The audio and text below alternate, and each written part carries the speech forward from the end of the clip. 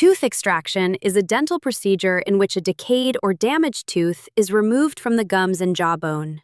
This procedure is done when the tooth is so badly damaged that it cannot be saved with treatment.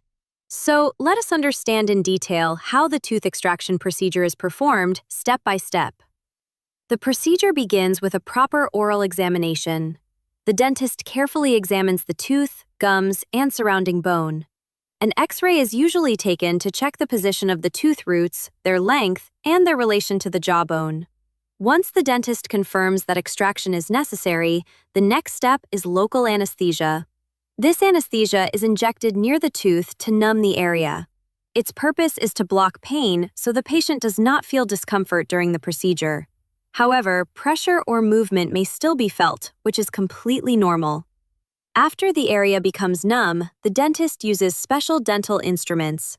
The first instrument is called an elevator. It is used to gently loosen the tooth by separating the periodontal ligament that holds the tooth inside the socket. The tooth is not directly fused to the bone. It is attached by a soft tissue called the periodontal ligament, which acts like a cushion. The elevator helps break this attachment slowly and safely.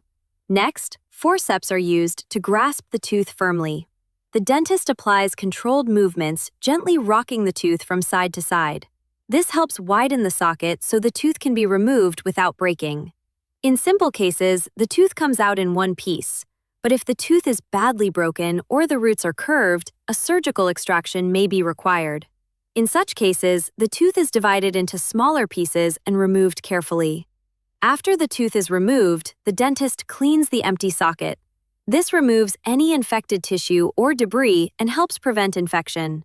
Bleeding is controlled by placing gauze over the area, and in some cases, stitches may be applied. After extraction, the body starts its natural healing process.